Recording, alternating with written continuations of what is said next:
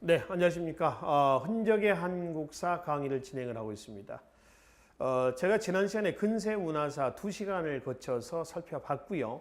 이번에는 근세문화사 마지막 시간입니다. 건축, 공예, 이런 문화유산들을 중심으로 해서 살펴보도록 하겠습니다. 자, 그 첫 번째 자료는 숭례문입니다. 남대문이라고 하죠. 숭례문. 1392년에 조선이 건국이 되고요. 1394년에 수도 한양천도가 이루어집니다. 그리고 1395년에 착공을 해서요. 1398년에 완공이 됐던 우징각 지붕에, 우징각 지붕 있죠? 우리가 맞배 지붕이 있고요. 또 팔짝 지붕도 있었고요. 8팔자로 되어 있는 이거는 우징각 지붕이라고 그래서요. 위에 부분이 안 보여서 그렇습니다만은 위에 부분이 이런 형태입니다. 이렇게 되어 있고요. 그리고 지붕이 이렇게 있고요. 이렇게 되어 있는 이런 걸 우징각 지붕이라고 그래요. 요 부분이 지금 어느 부분이냐면은 이 부분이 되는 겁니다. 그렇죠? 그리고 요 부분이 있죠. 이 부분이 요 부분이다라고 이제 보시면 됩니다. 중층으로 되어 있습니다. 중층. 안에는 통구조가 되는 거죠. 통구조. 이게 지금 현재 이 사진은요. 그 소실되기 이전의 사진입니다. 한때 그 화재로 인해서 소실이 돼서 이게 아마 2003년에 아마 그랬던 것 같습니다만은 그 이후에 이제 2013년인가 아마 다시 중건이 됐습니다. 보수공사 해가지고요. 타다 남은 부재들을 또 이용을 하고 석재를 이용해가지고 다시 이제 복구를 해놨는데 이거는 화재 이전의 내용입니다. 그러니까 2008년에 소실됐다가 2013년에 이제 다시 완공이 됐으니까 그 시간도 상당히 좀 오래 걸렸었죠. 그러니까 지금 현재 서울 남대문 쪽에 남대문에 가면은 지금 있는 것은 복구가 된 이후의 모습이다. 이 사진은 화재 이전의 모습이다라고 이제 보시면 되겠습니다. 숭례문이라고 되어 있고요. 현판은 대체로 그 사대문은 유교의 인의애지 신내 가지고 이런 유교 사상에 의해 가지고 이름을 명명을 해놨습니다. 동대문 그럼 우리가 흥인지문에서 인 그러죠. 이런 숭례문 할 때 레 이렇게 얘기를 합니다. 그리고 현판은 세로로 되어 있습니다. 이거는 숭례문 앞에 남산 있죠. 남산은 불합니다. 화기가 강하다고 그래요. 그걸 막기 위해서 가로가 아니라 세로로 현판을 써가지고 여기다가 현판을 이제 걸어 놓은 겁니다. 이건 이제 불의 기운을 막자, 이런 풍수라든가 이것과 관련이 있다라고 얘기를 하는 것이죠. 15세기에 통치 목적 하에서 만들어진 대표적인 건축물이 되겠습니다. 또 하나 15세기 때 나왔던 근세 문화 중에서 국보 2호입니다. 국보 1호와 국보 2호인데 1호, 2호 하는 것은 중요도에 따라서 1호, 2호, 3호 하는 건 아니고요. 지정된 것을 순서대로 해놓은 겁니다. 지정된 순서대로. 그래서 국보 1호, 2호 이렇게 하는 것이지 숫자가 좀 빠르다 해서 좀 좋다, 중요하다 이런 얘기는 아닙니다. 그리고 국보하고 또 뭐가 있냐면은 보물이 있습니다. 비슷비슷하죠. 근데 그 중에 더 중요한 것은 국보입니다. 보물 중에서 문화적인 가치라든가 어떤 전통이라든가 이런 것들이 있는 보물 중에서도 더 값어치가 있는 것이 뭐냐 그러면 뭐다? 바로 국보다라고 이제 보시면 되겠습니다. 아시겠죠? 그중에 국보 1호가 남대문이다, 숭례문이다 하면 국보 2호는 원각사지 10층 석탑입니다. 원각사지 10층 석탑인데요. 이게 종로 3가에 가면 있습니다. 탑골공원 안에 가면 있고요. 이게 탑골공원 안입니다. 옛날 사진이라 그렇습니다만 지금 현재는 여기에 유리막이 쳐져 있습니다. 이 유리막이 쳐진 것은 이건 이 탑 재료가 뭐냐면은 대리석이죠. 대리석은 뭐에 약해요? 비에 약합니다. 요즘 비는 거의 또 산성비 아닙니까? 그래서 분해가 될 수가 있어요. 좀 삭는 경우가 있다는 겁니다. 또 탑골공원 쪽에 가면은 비둘기들이 굉장히 많습니다. 이 비둘기들이 날아다니면서 여기다가 이를 보는 거죠. 그럼 이게 그 변들이, 비둘기의 변들이 대리석에 묻으면 대리석이 또 돼요. 상한다는 겁니다. 훼손이 된다는 거죠. 그걸 막기 위해서 지금 현재 유리막을 쳐놨습니다. 그리고 이 원각사 10층 석탑은 이거는 바로 고려 말 충무광대 때의 개경에 충무광대 때 개경에 있는 경천사 지 10층 석탑 아시죠? 이 개경에 고려시대 때입니다. 경천사지 10층 석탑의 영향을 받은 이거하고 모양이 똑같은 것이에요. 똑같은 10층 석탑이고요. 똑같은 대리석탑입니다. 경천사 지에서 지자는 터지자죠. 터지자. 절은 없고 터만 남아있는 겁니다. 이거는 일제시대 때 일본으로 해체가 돼가지고 반출됐다가 다시 우리나라 와서 경복궁에 방치했다가 현재 경천사 10층 석탑은 어디에 있다고 그랬어요? 국립중앙박물관에 있습니다. 용산, 서울 용산의 국립중앙박물관에 가면 경천사지 10층 석탑이 여기에 있다라고 하죠. 그거의 모양을 똑같이 답사한 것이 10층 석탑, 바로 원각사지 10층 석탑입니다. 이 원각사는 조선 세조 때 작품이죠. 기출문제에서 한번 봤었습니다. 기출문제는 세조가 아니라 세종 때 만들었다. 그래서 그게 틀림 선지였었죠. 세조 때 만들어진 사찰입니다. 지금 현재 탑골공원이다. 원각사 터가 이렇습니다. 탑골은 이제 인사동 들어가는 종로 상가 쪽이 바로 그 종로 상가 쪽에 위치를 하고 있습니다. 자, 그다음에 이제 16세기 가면은 서원 건축입니다. 16세기 살인 문화와 밀접한 관련을 가지고 있는 것이 서원 건축이에요. 우선 서원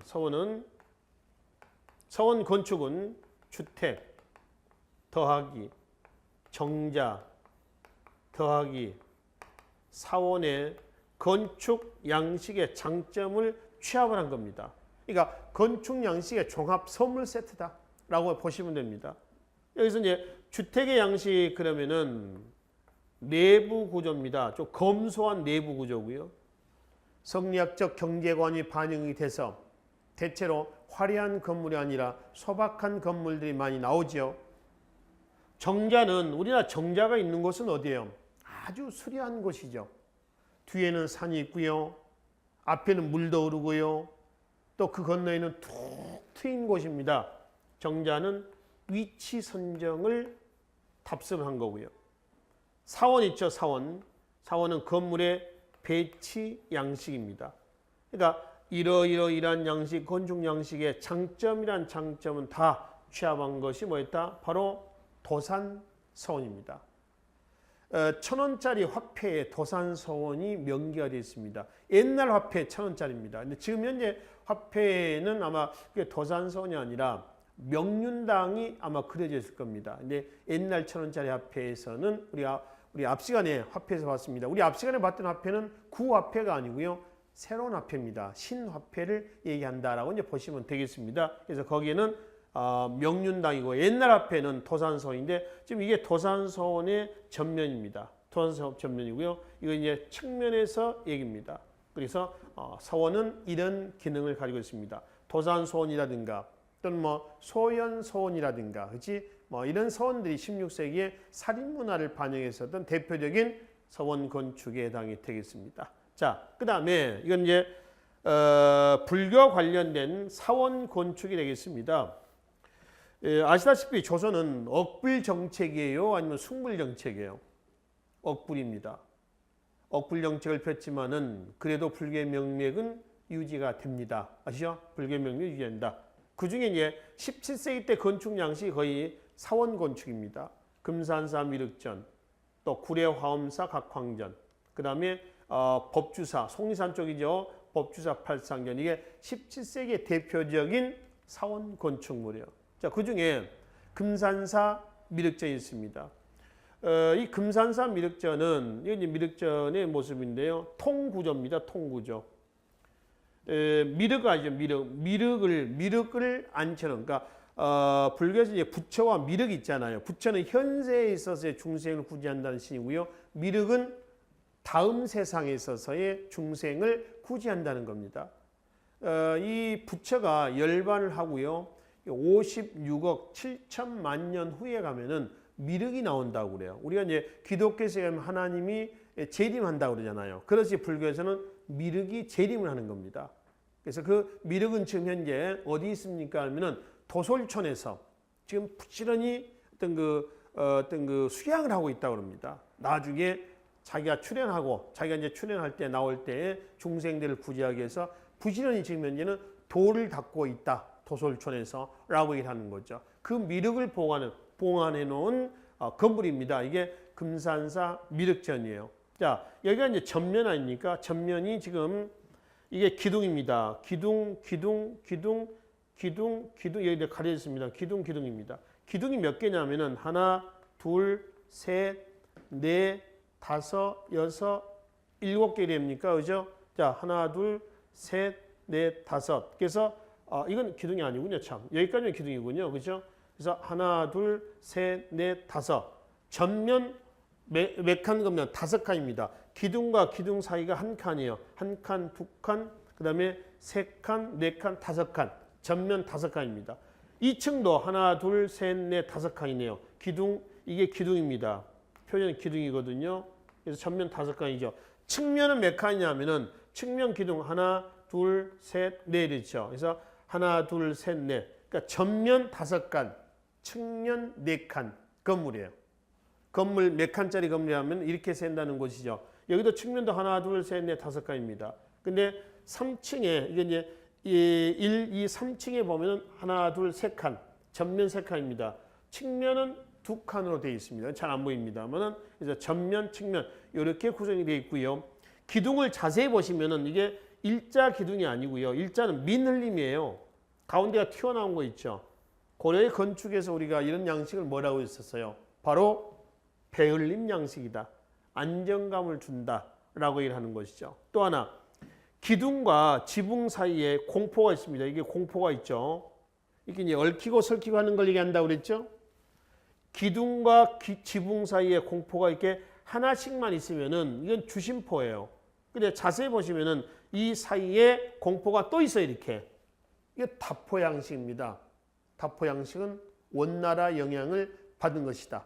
그렇죠? 원나라 영향을 받은 것이 다포 양식에 해당이 되겠습니다. 이제 금산사, 전라북도 김제 쪽이죠. 금산사 미륵전입니다. 이 금산사 그러면 또 당시 우리 역사적인 위인 중에서 인물 중에서 누가 관련이 되어 있냐라고 하면은 바로 견훤과 관련되어 있습니다. 후백제를 건국했던 견훤이죠. 후백제 2대 왕이 누구예요? 그 아들 신검이죠. 원래 견훤은 신검에게 왕위를 물려줄 생각은 없었어요. 장남이었는데.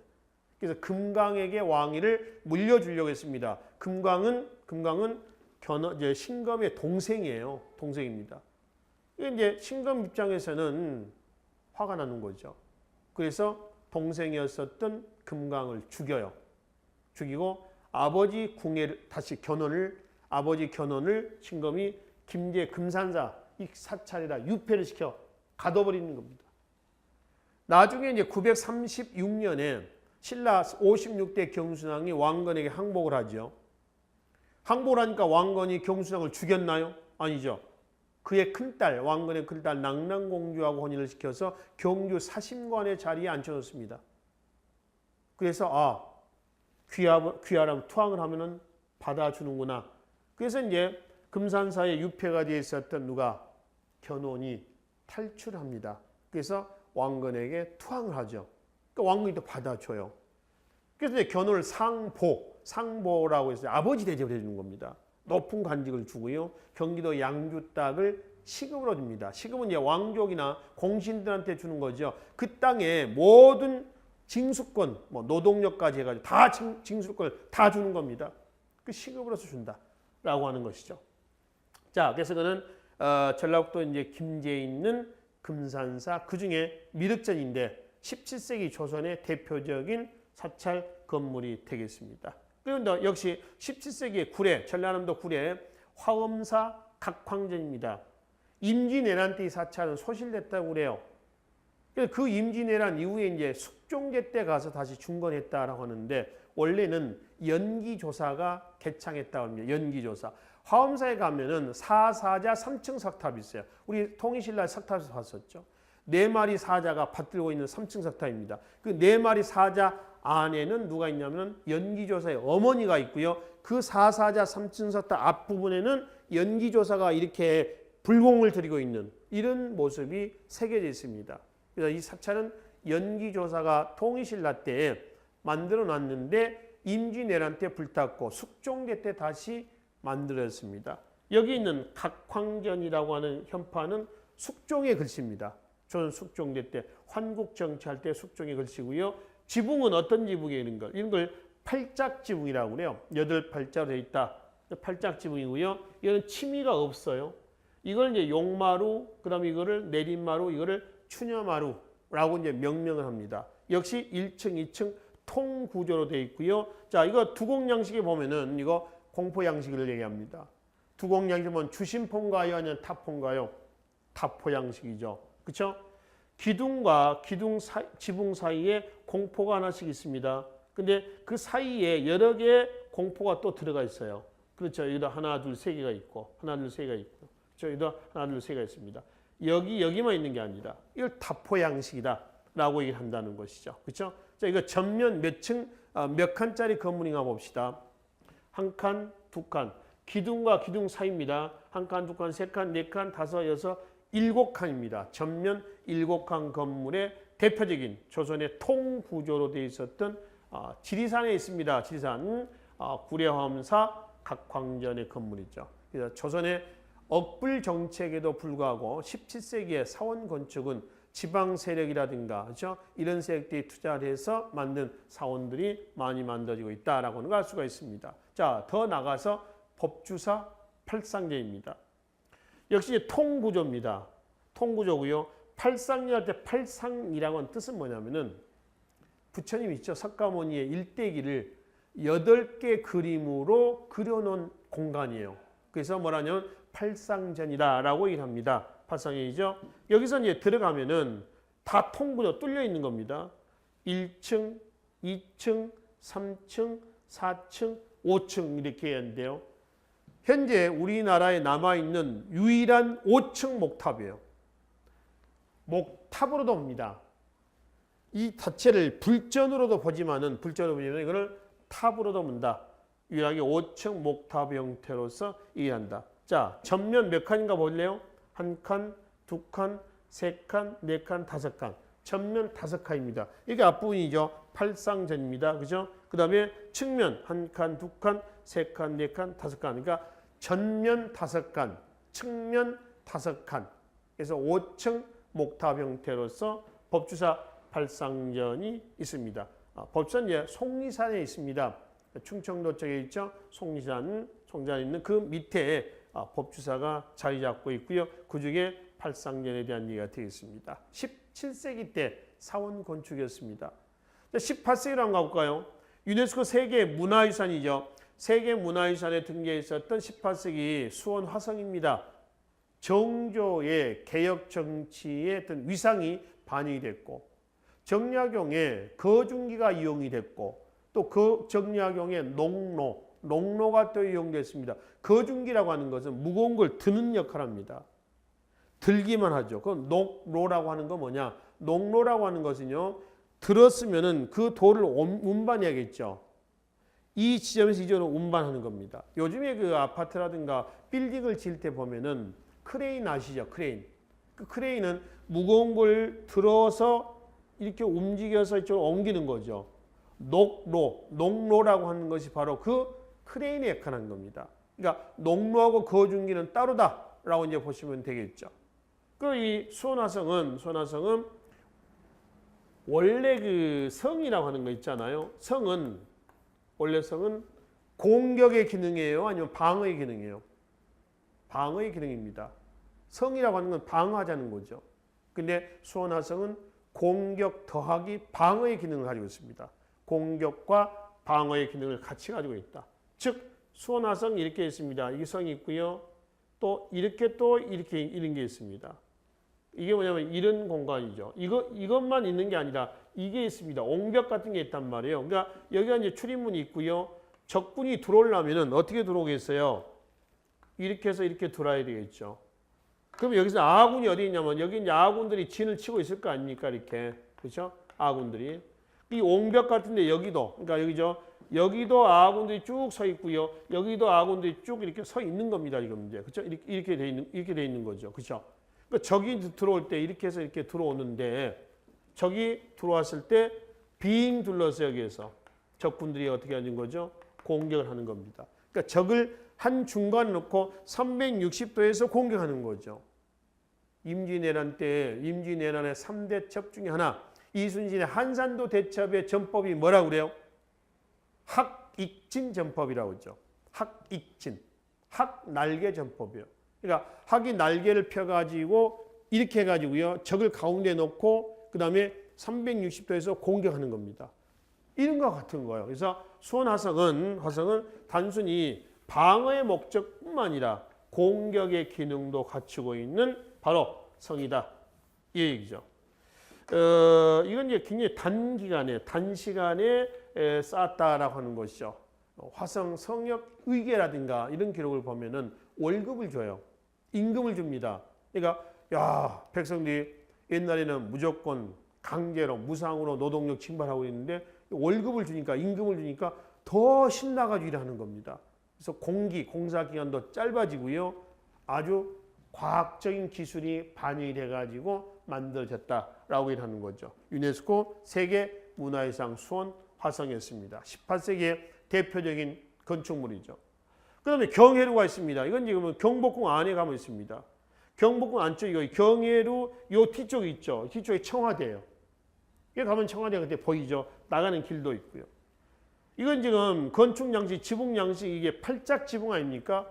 팔짝 8팔자로 되어 있는 겁니다.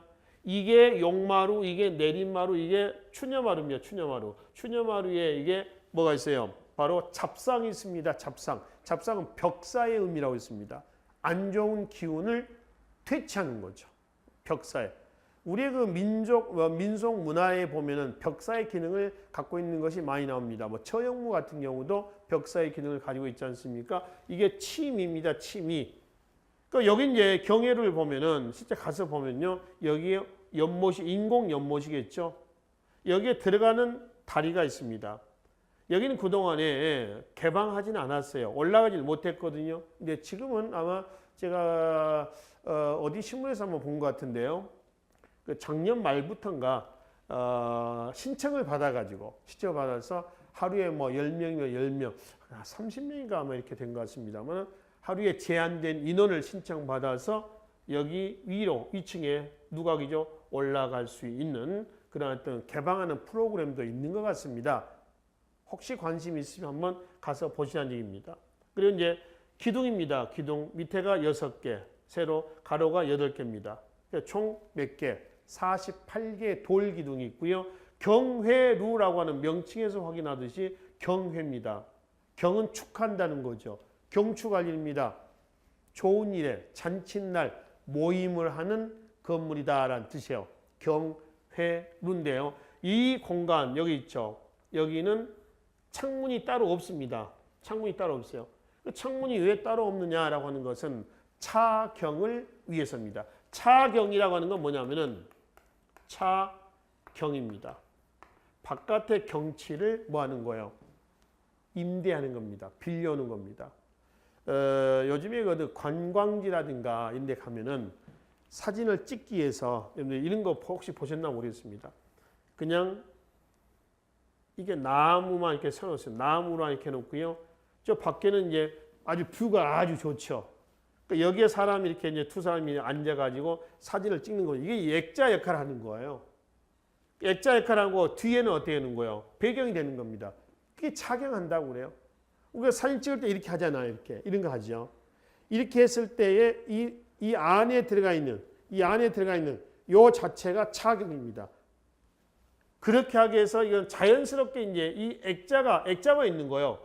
이 안에 들어가 가지고 바깥을 보면 이 액자를 중심으로 밖의 모양이 자연스럽게 하나의 그림처럼 보이는 거죠. 그런 목적에 의해서 창문을 두지는 않았습니다. 이게 19세기 대표적인 경회루죠. 경회루뿐만 아니라 이 안은 지금 경복궁 안에 있다고 그러지 않습니까? 경복궁 자체도 흥선대원군의 왕권 강화 체계로서 만들어진 19세기 대표적인 건축물이 되겠습니다.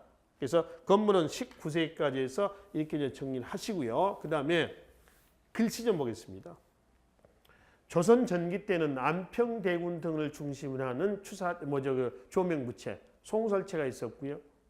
조선후기 때 가면은 대표적인 김정희의 추사체가 있습니다. 추사 김정희 그렇죠. 이게 다 추사체 한 부류죠. 추사체 한 부류인데 죽, 로, 치, 실입니다. 추사 김정희가 친구에게 써줬던 현판입니다. 대나무 죽자고요. 화로할 때 로자입니다. 그러니까 대나무 숲에 가면 여름에 아주 더울 때 대나무 숲에 가면은 그 사이로 바람이 솔솔솔 들어옵니다. 아주 시원하죠. 그렇죠? 이거는 뭐요? 화로할 때 따뜻함을 보여주는 겁니다. 시원함과 따뜻함이 있는 방이다라고 하는 거죠. 근데 전라도 쪽에 가면 말이죠. 전라도 쪽에 가면은 중로라고 해서 꼭 대나무 화로를 얘기하는 건 아니고요. 차, 마시는 차 있죠. 차 이름이 중로라고 하는 차 이름이 있어요. 그러니까 우리가 뭐 녹차, 뭐 설녹차 듯이 이런 중로라고 하는 차 이름이 있습니다. 그러니까 차를 마시는 방이다. 이렇게 해석하는 것이 가장 적절할 것 같습니다. 혹자는 대나무 화로다. 그러니까 화로를 대나무로 만들어 가지고 만드는 따뜻하게 하기 위해서 만드는 방이다. 이렇게 얘기를 하고요.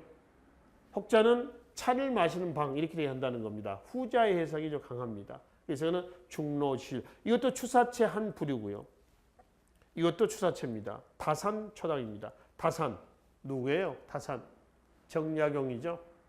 다산 정약용이 유배 갔던 전라남도 강진에 가면 있습니다.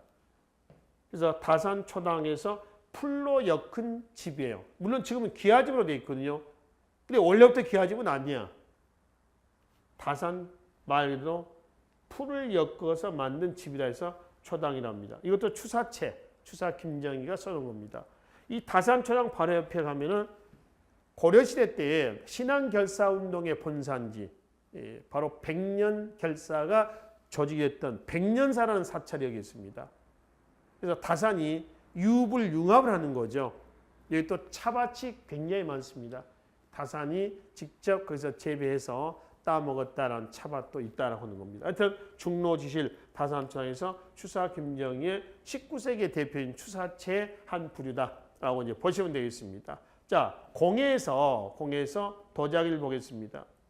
고려 청자 그러면 우리가 앞으로 상감청자를 얘기를 하고요. 조선 백자 그러면 청화 백자를 얘기를 합니다. 왼쪽에 있는 걸 먼저 봅시다. 이게 뭐냐면은 분청상입니다. 분청상에는 원나라의 영향을 받습니다. 그러니까 고려 청자에서 조선의 백자, 청자에서 백자로 넘어오는 과도기 때 도자기가 이 사기예요. 분청상입니다. 그리고 이거는 청화 백자입니다. 백자인데 청색으로 그림을 그려놓은 거예요. 그래서 뭐라고 그래요? 청화 백자라고 일합니다. 크게 우리가 청자와 그다음에 백자의 가장 큰 차이점이 있어요. 자, 청자는 귀족적, 백자는 좀 서민적입니다. 좀 소박하죠. 백자는 소박하고요. 청자는 좀 화려합니다. 화려하다. 이거는 불교적, 이거는 유교적. 화려해서 불교적이고 이거는 좀 근검 전략적입니다. 소박해서 유교적이다 라고 얘기합니다. 그 중에 우리가 흔히 얘기하는 고려 청자는 무슨 청자를 얘기를 한다고요? 상감 청자를 얘기를 하고요. 조선의 백자는 뭘 얘기한다? 청화 백자를 일반적으로 조선 백자로 대표한다 라고 이제 보시면 되겠습니다. 15세기 이후에 계속 사용이 된 거죠. 지배층은 주로 이제 백자를 쓰잖아요. 피지배층은 주로 뭘 쓴다고 그래요? 옹기를 씁니다. 옹기. 옹기는 여러분들 댁에서 쓰고 계시는 장독대 같은 거 있죠. 그런 걸 좀 투박한 그런 걸 뭐라 하냐면은 옹기다라고 얘기를 합니다. 자, 다음 사진은 화각공예입니다. 화각공예인데 이거 하나하나씩 붙여놓은 거예요. 무슨 뭐 장롱이라든가 무슨 괴짝에다가 이렇게 이제 붙여놓은 건데 화각이라고 하는 것은 각은 뿔각자입니다. 물소 뿔이에요. 물소. 그러니까 이 뿔을 뽑아가지고요. 삶아갖고 안에 있는 걸 끄집어내요. 그 안에 뻥 뚫리겠죠. 나팔처럼 이렇게 될 거 아닙니까? 이런 식이 될 겁니다. 안에 내용을 빠지죠. 이걸 다시 삶아요. 그럼 이제 말랑말랑해져. 잘라가지고 이거를 납작하게 잘라가지고 펴니다. 삶으면 말랑말랑해진다는 거죠. 이거를 갈아요. 갈아서 아주 얇은 종이장처럼 만들어. 이게 비치면 훤하게 비칠 정도로 이렇게 하는 거죠. 그리고 한쪽에다가 그림을 그려. 뭐 나무도 그리고 뭐 짐승도 그리고 뭐 십장색 뭐 이런 것도 그려 놓죠. 그려 놓고 이거를 뒤집어서 붙여 놓습니다. 그러니까 그림이 물감이 붙은 곳이 이건 지금 안쪽에 있는 거죠. 근데 훤하게 비치는 겁니다. 이렇게 하는 걸 뭐라고 그래요? 화각공예다라고 합니다. 조선시대 때 대표적인 거고요. 지금 현재까지도 이어져 오고 있다라고 보시면 되겠죠. 자, 그럼 이제 이거는 아악입니다. 아악은 아시다시피 궁중음악을 뭐라고 그래요? 아악이다. 궁중음악을 아악이라고 합니다. 이 아악은 지금 어디서 볼 수가 있냐면은 바로 문묘제례 때, 종묘제례라고 하죠.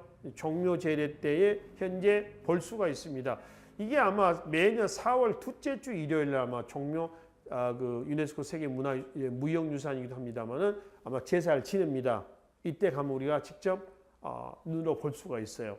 관람 가능하거든요. 한번 가서 구경 한번 해보시면 되겠습니다. 종묘에서 종묘 역대 국왕의 조상들의 위패를 모셔놓은 곳이죠. 거기에서 행했던 그 음악을 아악이다라고 얘기를 한다는 것이죠. 송나라 영향을 받은 겁니다. 고려시대 때. 그래서 이제 아악으로 계속 발전되고 있는 것이죠. 그리고 이제 이 성종대 때 성현이라는 사람 등을 중심으로 해서 만들어졌던 음악책입니다. 음악 백과사전 정도로 이해하시면 되는데 여기 이제 악보라든가 이런 것들이 그려져 있어요. 이 음악책을 대표히 뭐냐면 악학괴범이다라고 얘기를 합니다. 15세기 때 음악에 대한 관심이 지대했다라고 하는 사실을 보여주는 자료가 되겠습니다. 자, 그럼 이건 마지막 처용무입니다.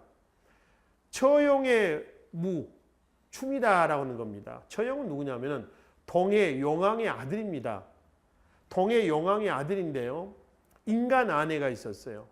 이 인간 아내가 이제 그 아내가 있는데 어떤 역병이 도니까 처용무를 추며 처용이 춤과 뭐 노래도 하고요. 춤과 노래를 추면서 노래도 부르고 춤을 추면서 그 역병을 몰아내는 겁니다. 그 역병은 천연두입니다. 천연두. 그러니까 이 처용무라고 하는 이 춤은 어떤 그 기복 또는 구복이라고 하죠. 구복. 기복적인 겁니다. 이게 왕실에서 하거든요. 매년 섣달 금음날, 그러니까 12월 음력 31일 날입니다. 12월 31일 다음은 새해가 되죠. 1월 1일입니다. 그러니까 묵은 때를 다 벗어 던지고요. 국가와 왕실의 안녕과 평화를 기원하기 위해서 기복적인 어떤 그 행사로서 행했던 것이 처용무다라고 이제 보시면 되겠습니다. 대체로 어떤 기복, 구복 이런 의미가 반영이 되어 있다라고 보시면 되겠죠. 자, 그래서 이제 한 3시간에 걸쳐 가지고 우리가 근세 문화의 다양한 내용들을 살펴봤습니다. 그래서 문화사는 여기까지 마무리하고요. 제시한 바와 같이 다음 시간에 조선 후기의 사회 모습들을 중심으로 해서 살펴보기로 하겠습니다. 수고하셨습니다.